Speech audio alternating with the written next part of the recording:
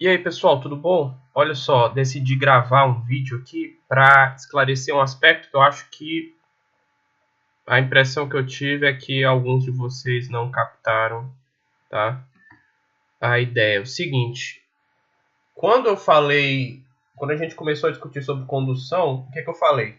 Regime permanente,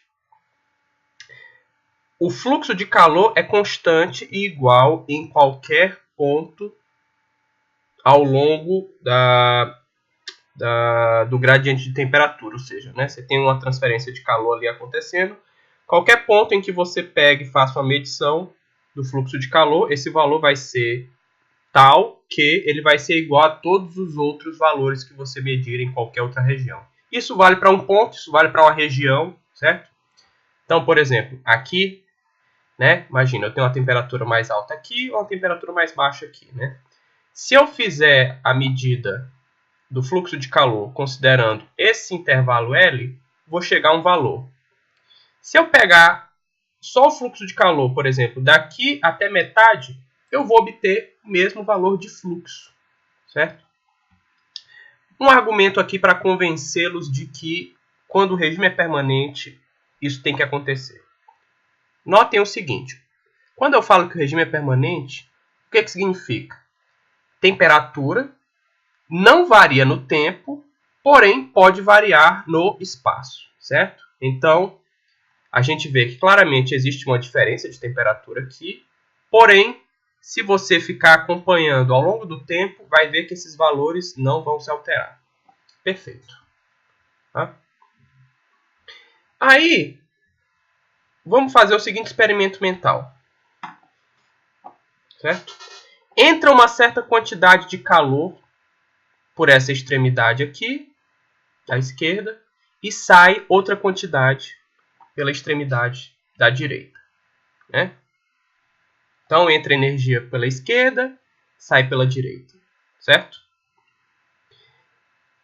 Para que a temperatura em todos os pontos se mantenha constante, a quantidade de energia que entra na esquerda tem que ser igual à quantidade de energia que sai pela direita. Por quê? Se não sai toda a energia que eu coloco no meu sistema, o que acontece com o corpo quando eu forneço energia para ele e não retiro tudo isso? A temperatura dele aumentaria. Então, quando eu adiciono ou aqueço um corpo, certo?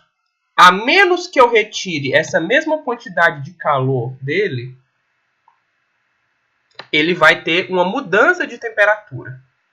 Só que, como a gente está no regime permanente, a temperatura em cada ponto do corpo não se altera. Ou seja, no regime permanente, todo o calor que entra por unidade de tempo tem que ser igual ao calor que sai por unidade de tempo. Ou seja, o fluxo de entrada tem que ser igual ao fluxo de saída de calor. Portanto, e aí a gente pode generalizar esse argumento considerando entrada e saída como qualquer região dentro do meu corpo, o fluxo de calor tem que ser igual em qualquer ponto do corpo que está sob regime de condução permanente. Porque senão, ou ele teria um aumento de temperatura, se o fluxo de entrada nele fosse maior do que o de saída, ou ele teria uma perda de temperatura, uma diminuição, se o fluxo de entrada fosse menor que o de saída. Só que, como mais uma vez eu disse, como a gente está no regime permanente, a temperatura em nenhum dos pontos se altera. Portanto, para que haja regime permanente, é preciso que o fluxo de calor seja constante e igual em todos os pontos do meu sistema, certo? Isso vale ao longo de materiais de composição diferente, isso vale dentro do mesmo material, certo? Então eu espero que agora talvez, para quem, né, não estou querendo dizer também que ninguém entendeu, para aqueles que não estavam convencidos, eu acho que agora esse argumento é um pouco mais persuasivo, digamos assim, tá bom? E aí, mais uma vez, claro, por favor, tragam dúvidas, tá? Manifestem as suas dificuldades para que a gente possa trabalhar em cima delas, tá bom? Então, bons estudos e até a próxima aula.